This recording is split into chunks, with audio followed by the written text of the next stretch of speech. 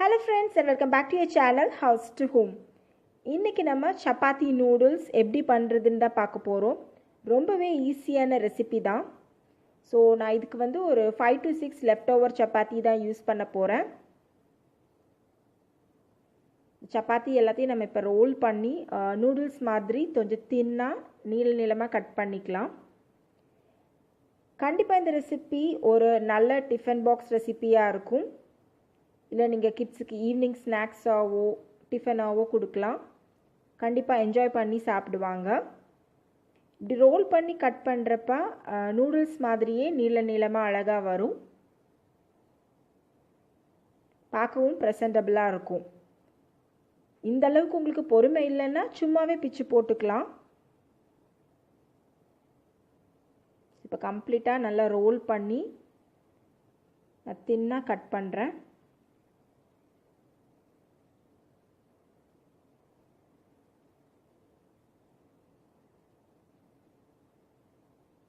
ரொம்பவே குவிக்காக அண்ட் ஈஸியாக பண்ணுற ஒரு ரெசிபி, டிஃப்ரெண்ட்டாக இருக்கும். குழந்தைங்க எல்லோரும் என்ஜாய் பண்ணி சாப்பிடுவாங்க.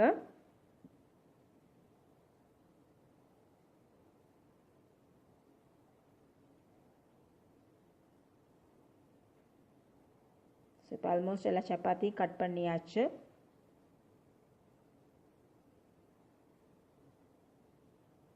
கட் பண்ணதுக்கு அப்புறமா கையால் எல்லாத்தையும் கொஞ்சம் செப்பரேட் பண்ணி எடுத்துக்கலாம். ஸோ தட் ஒன்று ஒன்றா செப்பரேட்டாக தெரியும்.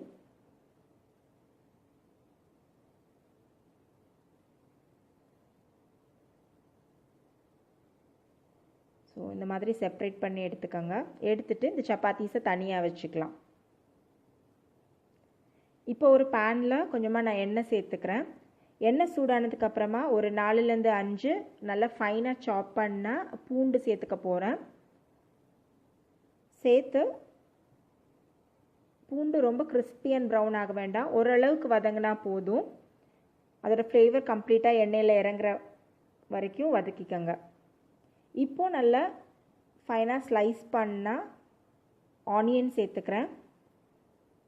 கேரட் அதுவும் கொஞ்சம் நீளமாக ஸ்லைஸ் பண்ணி வச்சுருக்கிறேன். கேபேஜ் சேர்த்துக்கலாம். அப்புறமா கேப்சிகம் எல்லாத்தையும் சேர்த்துட்டு நல்லா வதக்கிக்கலாம். ஒரு ஹாஃப் குக் கன்சிஸ்டன்சியில் இருந்தால் போதும். இதுக்கு தேவையான அளவுக்கு உப்பும் சேர்த்துக்கலாம். சப்பாத்தியில் ஆல்ரெடி உப்பு இருக்கும், நம்ம மறுபடியும் சாஸ் எல்லாம் சேர்க்க போகிறோம். ஸோ அதுலேயும் உப்பு இருக்கும். ஸோ இந்த வெஜிடபிள்ஸுக்கு தேவையான அளவுக்கு உப்பு சேர்த்தா போதும். ஸோ இப்போது வெஜிடபிள்ஸ் எல்லாம் கொஞ்சம் நல்லா வதங்கிடுச்சு. இதோட red chilli sauce, soya sauce, அப்புறமா கொஞ்சமாக டொமேட்டோ கெச்சப் சேர்த்துக்கலாம்.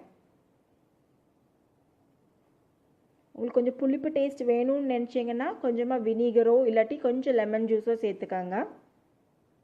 இதை பேலன்ஸ் பண்ணுறதுக்காக கொஞ்சம் சுகர் சேர்த்துக்கிறேன். சுகர் சேர்க்குறப்ப டேஸ்ட்டும் கொஞ்சம் பேலன்ஸ்டாக இருக்கும். அண்ட் சுகர் வந்து மெல்ட் ஆகி இந்த வெஜிடபிள்ஸில் கோட் ஆகிறப்ப பார்க்குறதுக்கும் நல்லா பளபளன்னு ப்ரெசன்டபுளாக இருக்கும். ஸோ எல்லாம் சேர்த்து வதக்குனதுக்கு அப்புறமா நம்ம கட் பண்ணி வச்சுருந்த சப்பாத்தியையும் இதோட சேர்த்துக்கலாம். இப்போ கம்ப்ளீட்டாக நல்லா டாஸ் பண்ணி எடுக்கலாம். வெஜிடபிள்ஸும் சப்பாத்தியும் எல்லாம் நல்லா கம்பைன் ஆகட்டும். ரொம்ப ஓவர் குக் பண்ணிங்கன்னா சப்பாத்தி ஹார்ட் ஆகிடும். ஸோ லோ ஃப்ளேம்லேயே மெயின்டைன் பண்ணி இதை நல்லா டாஸ் பண்ணலாம்.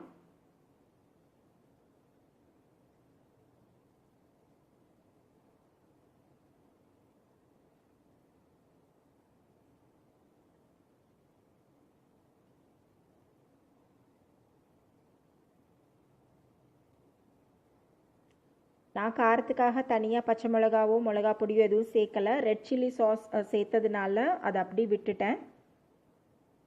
ஸோ நீங்கள் விருப்பப்பட்டால் உங்களுக்கு வேணும்னா கொஞ்சம் ரெட் சில்லி பவுடர் சேர்த்துக்கோங்க.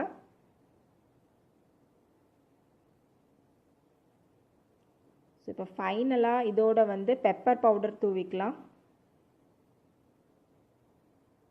தூவிட்டு மறுபடியும் மிக்ஸ் பண்ணிக்கலாம்.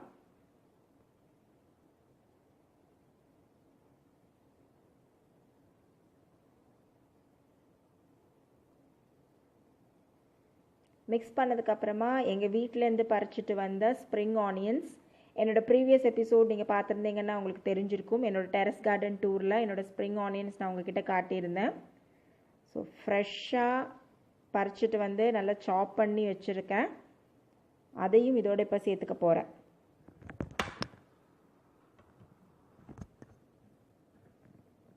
So freshly from my garden spring onions இதோட சேர்த்துக்கலாம்.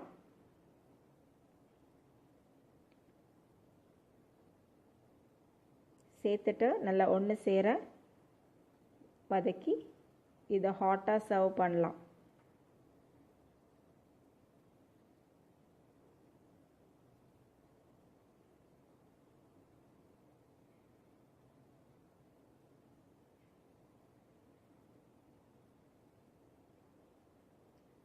சுட சுட நம்மளோட சப்பாத்தி நூடுல்ஸ் ரெடி ஆயிடுச்சு.